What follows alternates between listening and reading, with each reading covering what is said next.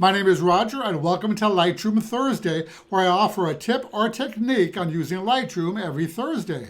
So in addition to standard collections and smart collections, there is one final collection that you can create and might find handy, and that is a quick collection that's located right over here in the left pane in the catalog panel. What this is a temporary collection that allows you to add images to it with one keystroke.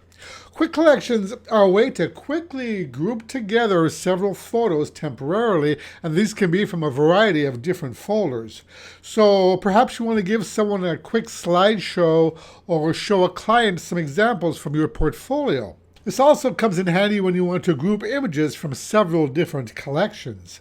So to add an image to a quick collection, you tap the B key on your keyboard. So if I click the image of the red squirrel here and I tap the B key, we can see that I now have one image in my quick collection, and if I click it, there is our image. So by default, the quick collection is set as a target collection.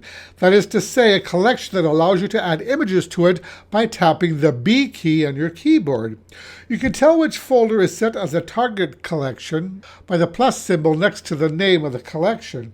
If you so choose, you can change the target collection by right-clicking on any standard collection and choosing Set as Target Collection from the contextual menu.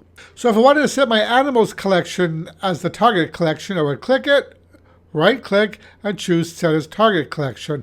Now we see that the plus symbol is next to it. But I want to set it back to my quick collection here. So select it, Set as Target Collection.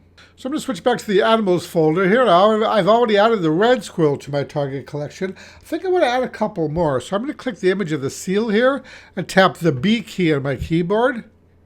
And now we can see a quick collection has two images in it. So now I'm going to click the summer vacation folder here. And I'm going to choose the image of the duck and I will tap the B key on my keyboard. So now let's take a look at our quick collection. So if I click it here in the catalog panel, I can see the three images that I've added to it. Now, if you want to save the images that you've added to a quick collection to a new standard collection, you can do so by right-clicking on the quick collection and choose Save Quick Collection.